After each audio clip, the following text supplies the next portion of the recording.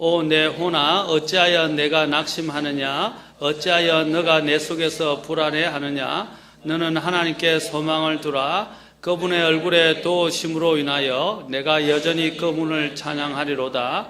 오 내 혼아 어찌하여 내가 낙심하느냐 어찌하여 내가 내 속에서 불안해하느냐 너는 하나님께 소망을 두라 내 얼굴에 건강이시오 내 하나님이신 그분을 내가 여전히 찬양하리로다. 아멘. 기도하겠습니다. 하나님, 이 말씀을 높이시고 주님만이 나타나고 주님의 권능이 우리 안에 임하기를 원합니다. 주님 함께해 주시옵소서. 예수님의 귀한 전함을 받도록 기도합나이다. 아멘. 앉으시겠습니다. 오늘은 우리가 낙심을 이 시편 42편을 통해서 낙심을 극복하도록 돕는 몇 가지 법칙에 대해서 보겠습니다. 낙심을 극복하도록 돕는 법칙들에 대해서 시편 42편을 통해서 살펴보겠습니다. 지난 시간에 이어서 오늘 두 번째 시간입니다. 낙심을 극복하도록 돕는 몇 가지 법칙들에 대해서 보겠습니다. 첫째, 제가 전 시간에는 기억하라라고 했습니다. 기억하라. 시편 여기 아까 3절에 보면 내 하나님이 어디 있느냐라는 이런 원수들의 비방으로 인해서 여기 있는 시편 기자의 심정은 칼로 마치 심장을 도려내는 듯한 고통 속에서 하나님을 향해서 애가 탔고 또 42편 9절에 있는 것처럼 원수의 학대로 인해서 애곡하면서 쫓겨다니면서 그의 혼은 불안으로 떨게 되었고 깊은 낙심에 빠지게 되었습니다. 그는 그래서 낙심 중에 주 하나님께 어찌하여 나를 잊으셨나이까? 라고 반문합니다. 그런데 우리가 이제 여기서 어려울 때는 참 그렇게 하나님이 안 계신 것 같고 하나님이 나를 버리신 것 같고 또 하나님이 정말 나와랑 관계없이 그렇죠? 얼굴을 가리신 것 같은 그런 느낌을 받습니다. 그러나 전에도 제가 말씀드렸지만 우리가 하나님을 잊을지언정 하나님은 우리를 잊지 아니하신다라고 말씀드렸습니다.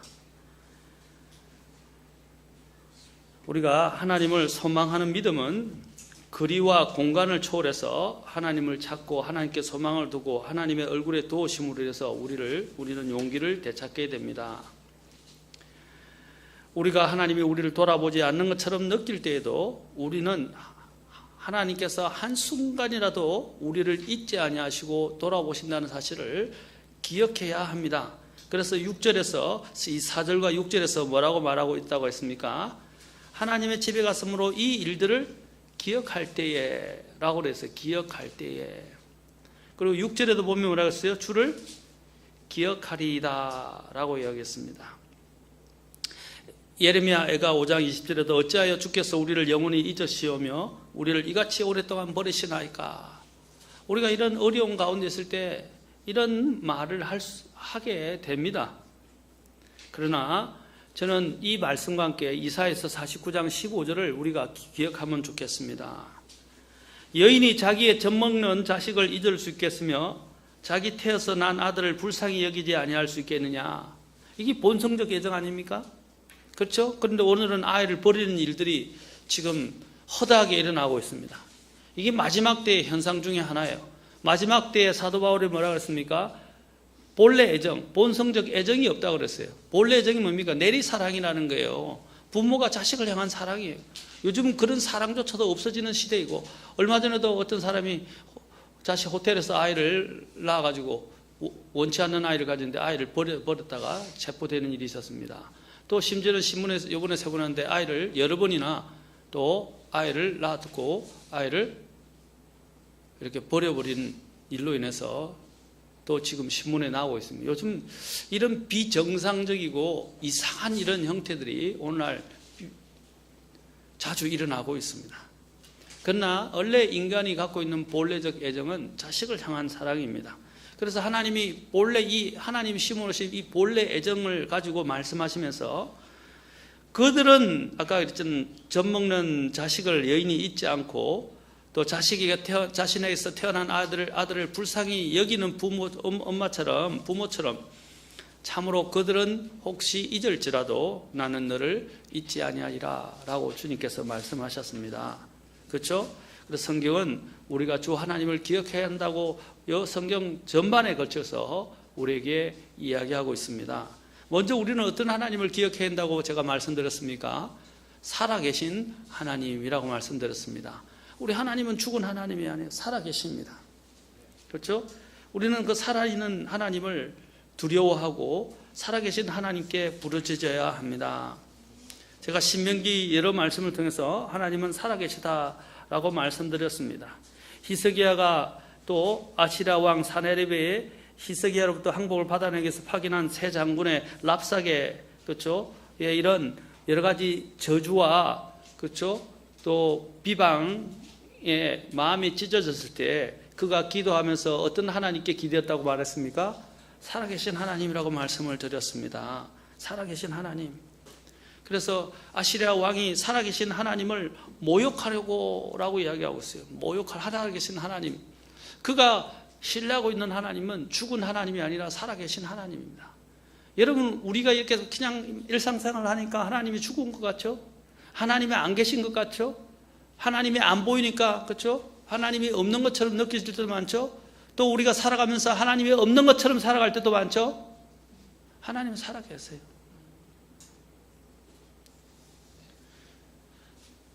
우리는 살아계신 하나님을 기억해야 합니다. 또 이 주님의 제자들이 고백할 때에 항상 뭐라 그랬어요? 살아계신 하나님의 아들이다라고 예수님께 고백을 했습니다. 살아계신 하나님, 그냥 하나님이 아니라 그냥 주라고 고백한 게 아니라 살아계신 하나님의 아들이라고 고백을 했어요. 요한복음 6장 69절에도 나오죠. 살아계신 하나님의 아들이심을 믿고 확신하나이다. 마태복음 16장 16절에서도 베드로가 살아계신 주는 그리스도시요 살아계신 하나님의 아들이나이다 라고 말했습니다. 그리고 예수님께서도 대제사장 앞에서 끌려가서 신문을 받으실 때에도 어떻게 했습니까? 대제사장이 응답하여 예수님께 말할 때 내가 너로 하여금 살아계신 하나님을 맹세하라. 심지어는 하나님 예수 그리스도를 대적하고 받아들이지 않은 자들까지도 하나님의 살아계심에 대해서 인정을 했다는 것입니다. 예수님께서도 자신을 보내신 하나님에 대해서 언급할 때 요한복음 6장 57절에 보면 살아계신 아버지께서 나를 보내셨다라고 되어 있어요. 바로 하나님은 살아계시다는 것을 우리는 절대로 잊어버려서는 안 됩니다. 디모데전서 4장 10절에서도 디모데전서에서도 이 부분을 많이 이야기합니다. 자, 고린도서에서도 마찬가지로 말하고 있습니다. 너희는 살아계신 하나님의 성전이라. 디모데전서 3장 15절에서는 살아계신 하나님의 교회다. 디모데전서 4장 10절에서는 살아계신 하나님을 우리가 신뢰한다. 또 디모데전서 6장 17절에서는 이 세상에서 부유한 자들에게 명하여 그들이 마음을 높이지 말고 확실치 않은 재물을 신뢰하지 말며 오직 살아계신 하나님 곧 우리에게 모든 것을 풍성히 주사 누리게 하신 분을 신뢰하게 하고 라고 했습니다. 히브리서 3장 12절에서 사도 바울은 뭐라고 말합니까? 너희 중에 어떤 사람에게 믿지 아니하는 악한 마음이 있어 이것을 대조적으로 이제 이야기합니다. 믿지 않는 악한 마음이 이제 생긴다는 거예요. 그런데 그런 사람들에게 뭘 이야기합니까? 살아계신 하나님을 떠나는 일이 생기지 않도록 조심하라. 여러분, 세상에 물들어가고요, 세상에 이 죄를 까게 되면요, 하나님을 잊어버립니다. 어떤 하나님을 잊어버립니까? 살아계신 하나님을 잊어버려요. 견물생심이라는 말이 있어요. 제가 참 자주 쓰는 말입니다. 견물생심이 뭐죠? 뭐예요? 물자죠? 견자가 볼견자죠? 그렇죠? 생자가 생길 생자죠? 그렇죠? 심이 뭐예요? 마음심자죠? 그러니까 물건을 보면 그게 대한 마음이 생긴다 이런 뜻입니다. 그렇죠? 그걸 보게 되면 마음이 생기는 거예요. 사람도 그래요. 자꾸 보고 자꾸 생각하면요 마음이 생기게 돼 있어요. 그런데 심지어는 아무리 살아가는 사람들이라도요 오랫동안 떨어져 있으면 어떻게 되겠어요? 점점 마음이 약화되고 그 다음에 거기에 대한 마음을 잊어버리게 됩니다. 마음이 약화되고 잊어버리게 돼 있어요. 그렇죠? 마찬가지입니다. 얼마나 같이 하느냐 하는 것은 중요한 것이에요. 심지어는 제가 오늘 사실 칼럼을 하나 해서 이렇게 올리려고 했는데 부부가 계속해서 서로에 대한 관계가 느슨해지지 않고 계속 할 수 있는 방법이 있는데 그게 뭐냐면 일주일에 한 번씩 서로 부부가 어렵지만 가급적이면 일주일에 한 번씩 같이 함께 외식을 하거나 데이트를 하는 것이 필요하다. 이렇게 이야기합니다. 그리고 또 감사하는 말을 서로에 대해서 좋은 말, 감사하는 말을 하는 것이 필요하다 그럽니다. 그렇잖아요. 부부들이 한 지붕에 사는데 서로에 대한 애정이 없어졌어요. 서로에 대한 느낌도 없어요. 그냥 한 집안에 두 사람이 그냥 집에서 그냥 유숙하면서 하숙집처럼 사는 거예요. 부부가 그런 관계가 아니잖아요. 그렇죠? 서로 같이 가야 됩니다. 그러기 위해서는 어떻게 하나? 일주일에 한 번씩 같이 식사를 하는 것이 좋다. 데이트를 하라. 이렇게까지 이야기를 하더라고요. 같이 나가서 산책도 하거나 식사도 하고 교제도 하라 이 말입니다. 그렇죠?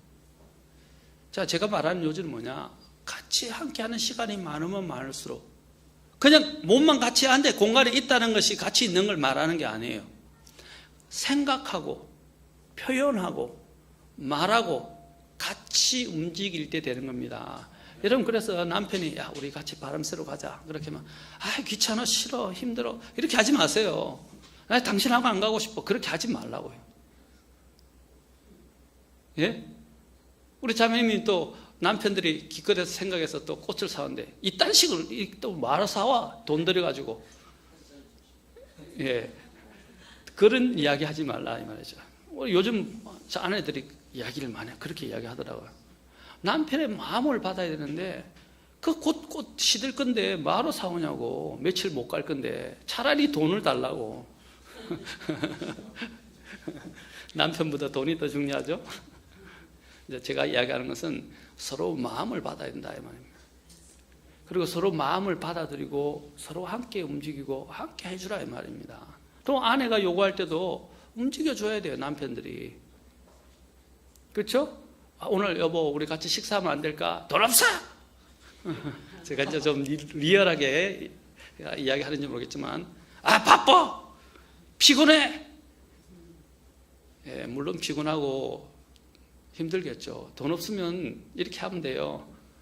큰 마트 가서 시식 코너를 쭉 돌면 돼요. 자, 제가 우스갯소리로 이야기했지만 이런 서로의 관계가 대단히 중요합니다. 마찬가지로 우리도 하나님과의 관계도 마찬가지예요. 우리가 늘 살아가면서 우리의 마음을 둘 수 있는 유일한 분이 누구입니까? 사람은 우리를 배반하지만 하나님은 우리를 배반하지 않습니다. 우리가 그 하나님을 잊어버릴 수 있습니까? 그분이 어떤 큰 은혜를, 얼마나 큰 은혜를 우리에게 베푸셨나요? 얼마나 우리를 사랑하십니까? 우리를 날마다 주님은 사랑한다고 고백하십니다. 사랑했기 때문에 내 목숨을 내어놓았다고 말씀하십니다. 그러면 우리가 그 주님과 함께 어떤 삶을 살아야 되겠습니까? 우리도 매일매일 주님 사랑합니다. 주님 감사합니다. 주님 제가 잘못했습니다. 제가 주님의 마음을 아프게 했습니다. 주님, 바로 우리 그것이 살아계신 하나님과 대화하는 거예요. 같이 동행하는 거예요. 하나님이 살아있다고 하는데 머리로는 살아있는 걸 아는데 마음은 살아있는 것과 거리가 멀어요. 우리의 삶은 살아있는 하나님과 거리가 먼 삶을 살고 있어요. 저는 오늘 여기서 이야기하고 싶은 것은 실제적인 하나님과의 관계를 말하고 싶습니다. 여러분, 하나님과 늘 대화하십시오. 아침에 일어나서부터 저녁까지 하나님과 대화하세요. 앉아있으면서 다른 일을 하면서도 잠깐 순간순간 우리가 집중하다 보면 잊어버릴 수도 있죠. 일을 하다 보면 잊어버릴 수 있어요. 그러나 그 순간 외에는 하나님께로 다시 돌아가야 돼요. 늘 하나님을 머릿속에서 마음속에서 의식하고 살아야 돼요. 그게 하나님의 임재의식입니다.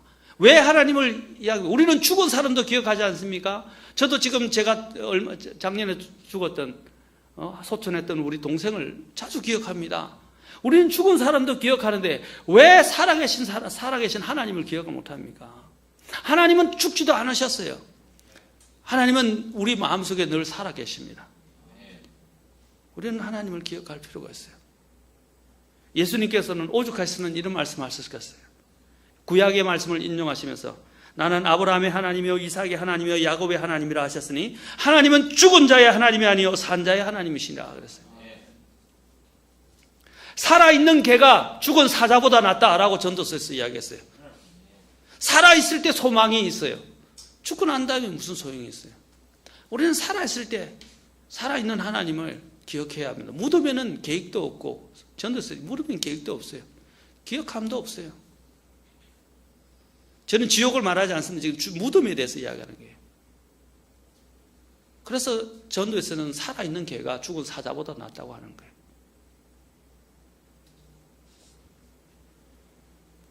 그래서 주님은 계속해서 말씀하십니다. 그분은 죽은 자의 하나님이 아니요 산 자의 하나님이시라. 그런즉 너희가 크게 잘못하였도다. 하나님은 살아계십니다.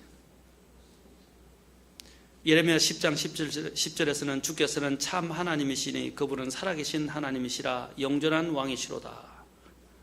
그래서 오늘 시편 오늘에서는 뭐라고 말합니까? 시편에서는 바로 너는 하나님께 그 하나님께 소망을 주라 라고 말하고 있습니다. 오늘 여기 본문에서도 바로 살아계신 하나님이라고 말하고 있습니다. 2절에 보십시오. 2절에 우리가 읽었죠? 내 혼이 하나님 어떤 하나님이라고 그랬어요? 살아계신 하나님을 찾기에 목이 타니. 살아계신 하나님을 찾기에.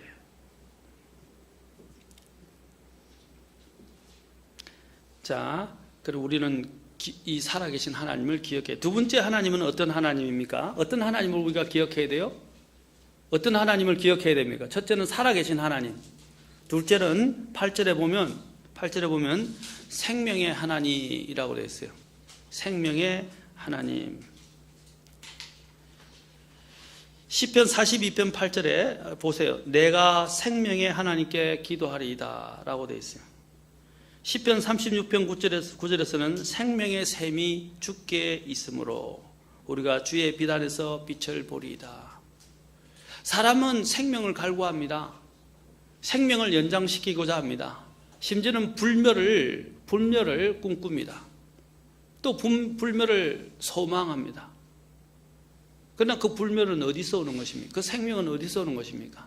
예수님께서 말씀하셔서 내가 온 것은 양으로 생명을 얻게 하고 더 풍성히 얻게 하려 하신다고 하셨어요. 예수님이 오신 것이 바로 우리에게 생명을 주기 위해서입니다. 그 생명이 누구에게 있습니까? 그 아들 예수님께 있어요. 또 증거는 이것이니 뭐라고 그랬어요? 그 아들에게 생명이 있고, 그렇죠? 그 아들을 믿는 자가 바로 생명을 얻는다는 것입니다. 요한일서 5장 13절에서 말씀하고 있지 않습니까? 증거는 것이지. 그 생명이 아들에게 있다는 것입니다. 아들이 있는 자에게는 생명이 있고 아들이 없는 자에게는 생명이 없느니라 라고 하셨어요.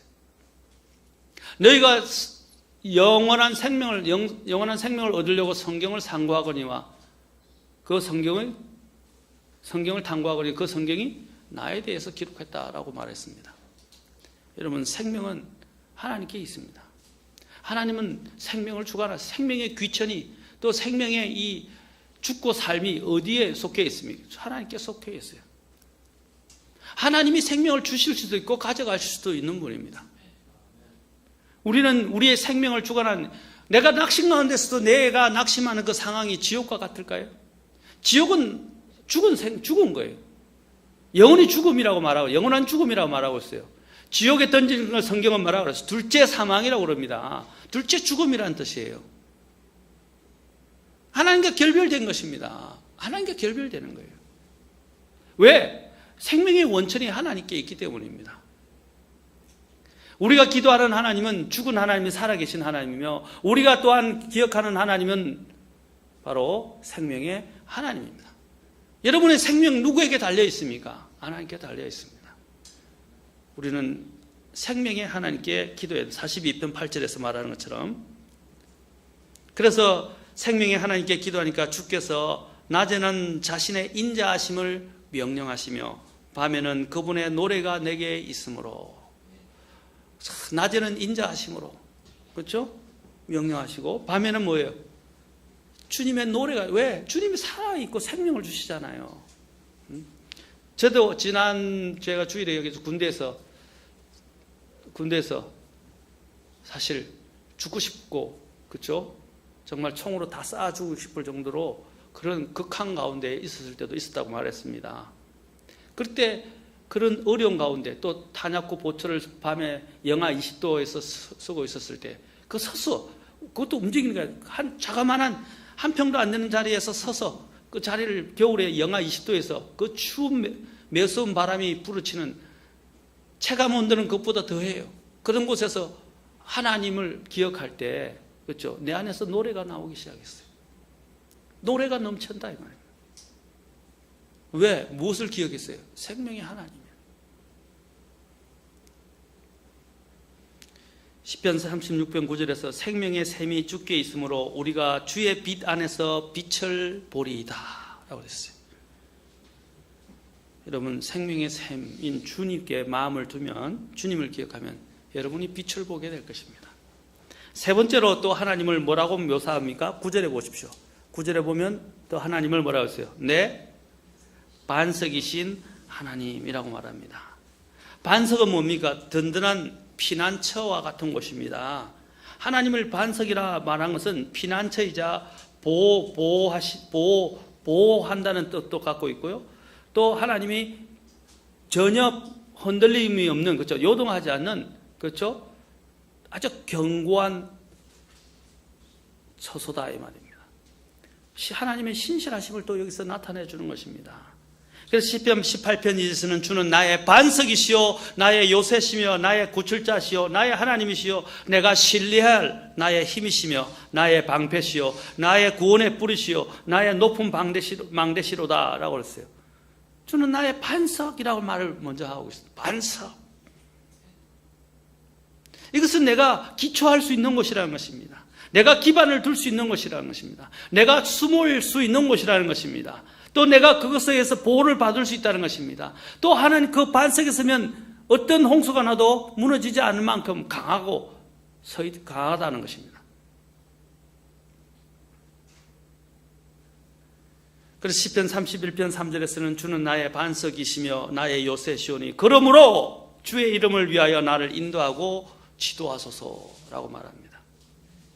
오늘 이 시편 기자는 자신이 낙심해서 도저히 감당하기 어려운 상황에서 어찌하여 나를 잊으셨나이까 라고 하소연을 했지만, 오늘 이 또 시편 기자는 이러한 어려운 시기에서 우리 하나님께서 우리를 잊어버렸다고 하소연할지 모르지만 하나님께서는 그분의 백성을 결코 잊지 아니하신다는 것을 지금 다시 이 시편 기자가 고백하고 있는 것입니다. 내가 그분을 잊어버리면 잊어버리지 하나님은 결코 우리를 잊지 않습니다. 우리는 그래서 그 하나님을 기억해. 아까 처음에 어떤 하나님? 살아계신 하나님. 두 번째 어떤 하나님? 생명의 하나님. 세 번째 어떤 하나님? 반석이신 하나님을 기억하라 이 말입니다. 그 다음에 네 번째 하나님은 어떤 하나님이십니까? 네 번째 11절을 보십시오. 11절에 보면 내 얼굴에 건강이신 분 내 하나님이라고 고백하고 있습니다. 내 얼굴에 건강이신 분. 우리 요즘 딸이 얼굴에 관심이 많아요. 여드름이 많이 나오니까 얼굴에 관심이 많아요. 어떻게 해야 여드름을 없앨까? 어떻게 하면 또 얼굴을 더 좋게 해줄까? 또 심지어는 나는 우리 둘째 딸은 안 그리라고 생각하고 둘째 딸도 요즘 거울을 보더라고요. 가만 보면. 그렇죠? 사람은 거울을 보는 얼굴이 중요하잖아요. 또 얼굴은 우리의 사실 얼굴을 보면 건강을 나타내 보여줍니다. 요즘 박 대통령의 얼굴 문제 때문에 굉장히 지금 문제가 심각해지고 있는데 60이 넘었는데도 전혀 얼굴을 가지려고 지금 얼마나 많은 미용 시술을 했는지 많이 달라진 모양입니다. 신문 지상이 떠들썩한 걸 볼 때요. 이 사람들이 왜 얼굴을 가꾸려고 그럴까요? 요즘 외모 지상주의가 왜 일어난 것입니까? 얼굴이 곧 바로 자신을 어필할 수 있는 가장 중요한 것이고 그것이 상품을 팔 수 있는 중요한 요소이기 때문입니다. 그래서 남자들도 요즘 화장을 한다 그러고요. 남자들도 성형을 한대요. 왜냐하면 사람들이 얼굴이 험상궂으면 첫 인상부터 안 좋으니까 물건을 안 산대요. 그런데 잘 빼있고 그 다음에 잘 생겼으면요 사람이 먼저 호감이 간대요. 이상하죠? 전도지를 하나 줘도 옷을 이상하게 입고요. 또 얼굴이 험상궂으면 잘 안 가려고 그래요. 사람들 안 받으려고 그래요. 그런데 말쑥하고 정숙하고 딱 차려입고 그 다음에 예의 있게 좋은 얼굴로 미소 짓고 가면 어때요? 사람들이 전도지를 받는 경우가 많아요. 실제 실험적으로도 나왔어요. 사람들이 이 외모의 첫인상이 중요하다는 것입니다. 자, 찡그리고 있는 인상 옆에 여러분이 앉고 싶어요? 웃고 있는 사람 옆에 앉고 싶어요? 별로 사실은 얼굴이 잘생기지도 않았지만 항상 웃고 미소를 짓고 말하는 사람 옆에 앉고 싶어요. 그렇죠? 근데 항상 추구릉상을 하고 있거나 아니면 인상이 구겨진 사람 옆에 있으면 불편해요. 저희 집에서도요. 저희 집사람이 어떤 때는 저희 아이들을 혼내고 이야기할 때가 있는데 제가 불안해요. 집안 분위기가 다 썰렁해져요. 이제 그 불똥이 나에게 튀지 않을까. 제가 농담입니다. 저도 불안해져요. 근데 아내가 미소 짓고 환하면서 저를 반겨주고 집안 분위기가 이렇게 좋아지면 어떻게 해요? 저도 마음이 편해요. 제가 이제 말하는데 여자들이 집에서 갖게 되는 분위기는 참 중요합니다. 사실은 가정의 분위기는 아내가 다 주도하는 거예요, 사실은요. 아내가 가정의 분위기를 갖는 건 중요한 문제입니다. 남편들도요, 들어올 때 아내의 얼굴을 보면 딱 그다음부터 어떻게 해야 되겠다 하는 판단이 서게 되더라고요. 판단이 서요. 그래서 남편들이 들어올 때 요즘 표정 관리 잘 하십시오.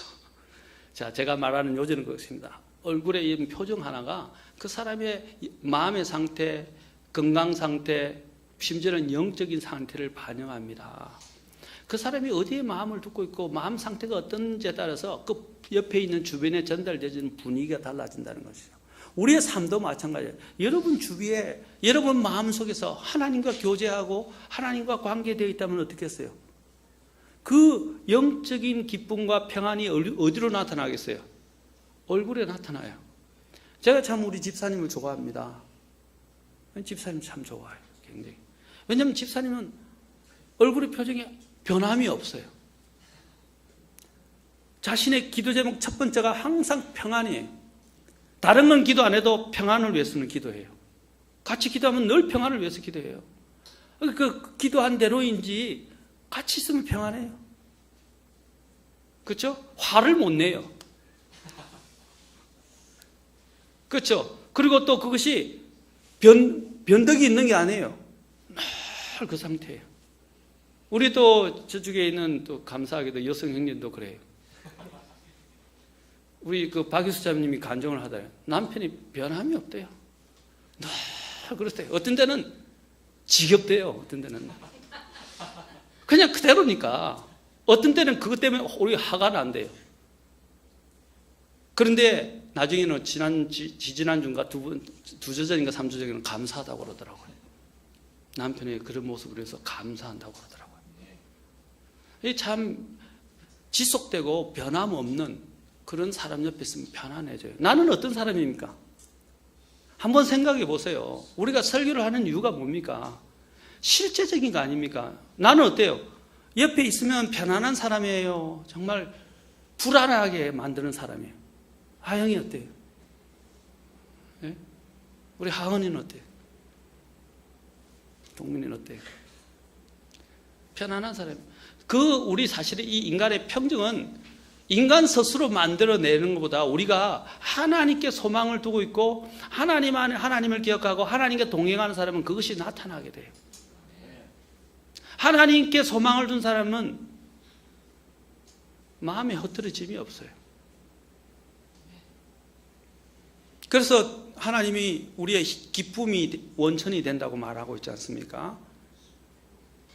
여러분, 그분의 얼굴에 도우심으로 인하여 내가 여전히 그분을 찬양하리로다. 11절에는 근데 그분의 얼굴에 도우심으로 인하여 우리 자신에게는 이런 건강이 나타날 수가 없어요. 우리 자신 스스로는 인간은 죄악으로 가득 차 있고 욕심으로 가득 차 있고 그렇죠? 또 이 세상에 의해서 늘 요동하는 존재들이에요. 맞습니까? 감정이 왔다 갔다 하는 존재들이에요. 우리 자신에게서는요, 건강이 나타날 수 없어요. 우리 건강의 원천은 뭐냐면 하나님이시라면. 11절에서는 그래서 바뀌어요. 어떻게 바뀝니까? 내 얼굴에 건강이신이라고 그랬어요. 심지어는 엇갈렸어요. 그분의 얼굴에 도우심이라고 그랬는데 이제는 뭐래요? 내 얼굴에 건강이라고, 하나님이 내 얼굴에 건강이라고 말하고 있어요. 여러분, 하나님과 교제하세요. 그러면 여러분 어떠한 상황에도 요동하지 않고 평정을 찾을 수 있습니다. 다윗이 어떻게 쫓겨다니는데 잠을 잘 수 있었겠어요? 그가 하나님께서 잠을 주시고 나는 편안하게 눕는다고 이야기했어요. 그가 이렇게 쫓겨다니는 그런 불안한 상황에서 어떻게 잠을 잘 수 있었어요? 어떻게 불면증에 시달리지 않고 잘 수 있었을까요? 생명이 하나님께 있고 하나님께 신뢰를 두고 하나님께 소망을 두었기 때문입니다. 그러면 사람이 평안해져. 평안한 사람은 그냥 건강하게 돼 있어요. 오늘 여기서 말하는 이 시편 42편 5절과 11절은요, 하나님께 접근하는 히브리식 방식입니다. 하나님의 얼굴 앞에 있다는 말은 하나님의 임재 가운데 있다는 것이에요. 시편 27편 앞에 있는 8절과 9절에 보시면 이제 시편 27편 8절부터 11절까지 봅시다. 이렇게 말합니다.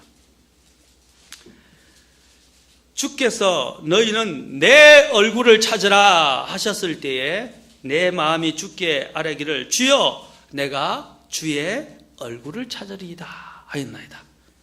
주의 얼굴을 내게서 멀리 숨기지 마시고 분노하사 주의 종을 버리지 마소서. 주께서 나의 도움이 되셨나이다. 오 내 구원의 하나님이여 나를 떠나지 마시고 나를 버리지 마소서. 자, 제가 제일 좋아하는 말씀입니다.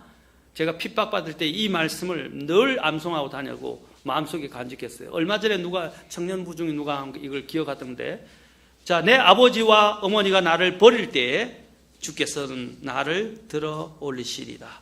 오 주여 주의 길을 내게 가르치시고 내 원수들 인하여 나를 평탄한 길로 인도하소서. 자, 어떻게 해서 내 얼굴을 찾으라 할 때 내가 주의 얼굴을 찾으리라. 왜냐하면 그 주님의 얼굴에 도우심으로 주님은 또 결국 내 얼굴에 건강이 되시기 때문입니다. 하나님께서는 슬프고 낭망되고 불안한 우리의 얼굴을 평안과 용기와 기쁨의 얼굴로 변하게 하시는 하나님이십니다. 앞에 히트 겁시다. 자, 그래서 여러분 에스라 9장 22절에 이렇게 말합니다.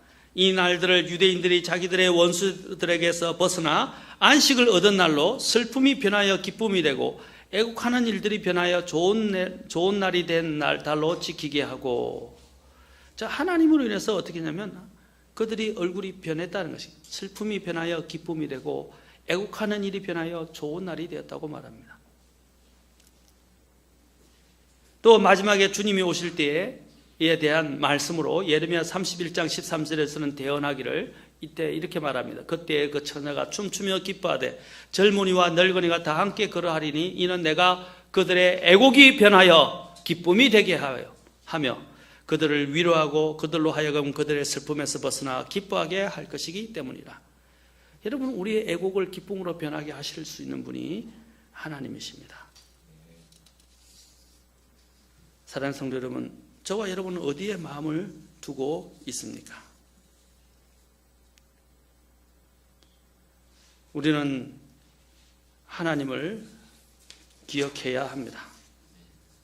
그 하나님은 살아계신 하나님이며 생명의 하나님이며 반석이신 하나님입니다. 그리고 그분은 내 얼굴에 건강이 되시는 하나님입니다. 이 하나님께 우리는 우리의 마음을 두어야 할 것입니다. 자, 우리 마지막으로 우리가 이렇게 두 구절만 읽고 마치겠습니다. 하박국, 우리가 잘 아는 하박국. 노래도 나왔죠. 이것 가지고 찬양도 나오기도 했는데, 하박국하고 시편 105편 4절만 읽겠습니다. 하박국에 보면 3장 17절부터 19절 상반절까지, 중반절까지 보겠습니다. 자, 하박국 3장 17절에 19절 중반까지 보겠습니다. 자, 같이 읽겠습니다. 17절 3장 하박국, 그 다음에 19절 중반까지 하시리로다까지. 자, 시작. 비록 무화과 나무가 꽃을 피우지 못하고 포도나무에 열매가 없으며 올리브 나무에 수구에 열매가 없고 밭이 먹을 것을 내지 아니하며 우리에게서 양떼가 끊어지고 외양간에 소떼가 없을지라도 나는 여전히 주를 기뻐하며 내 구원의 하나님을 기뻐하리로다. 주 하나님은 나의 힘이시니 그분께서 나의 발을 암사슴에 발같게 하사 나를 나의 높은 곳들에서 다니게 하시리로다. 그가 어디에 마음을 뒀어요? 주님께. 바로 내가 여전히 이런 열악한 상황, 정말로 낙심될 상황에서, 절망적인 상황에서 뭐라고 했어요? 나는 여전히 주를 기뻐하며 내 구원의 하나님을 기뻐하리로다. 그러면서 주 하나님은 나의 힘이시며 라고 했어요. 마지막 한 구절만 읽고 마치게. 105편 10편 105편 4절. 자, 내 얼굴에 건강이신 하나님에 대해서 이야기했는데 얼굴이 아직도 이렇게 안 좋은 분들이 계시나요? 시편 105편 4절 우리 자 보세요. 같이 읽겠습니다. 큰 소리로 읽겠습니다. 마지막 구절입니다. 시작. 주와 그분의 능력을 구할지어다. 항상 그분의 얼굴을 구할지어다. 아멘. 바로 이게 주와 그분의 능력이 어디서 오는 거예요? 뒤에 보면 바로 그분의 얼굴이에요. 바로 그분의 얼굴을 구하라. 그것이 바로 주와 그분의 능력을 구하는 거예요. 오늘 여러분 내 얼굴에 건강이 되신 그 하나님께 여러분 그분을 찬양하고 그분을 구하십시오. 오늘 하나님은 어떤 하나님이라고 했어요? 하나님을 기억하라 그랬어요. 자, 어떤 하나님이라고 그랬어요? 첫째, 살아계신 하나님. 두 번째 하나님, 생명의 하나님. 세 번째, 만석이신 하나님. 네 번째, 내 얼굴에 건강이신 하나님. 그분을 기억하라. 기도하시겠습니다.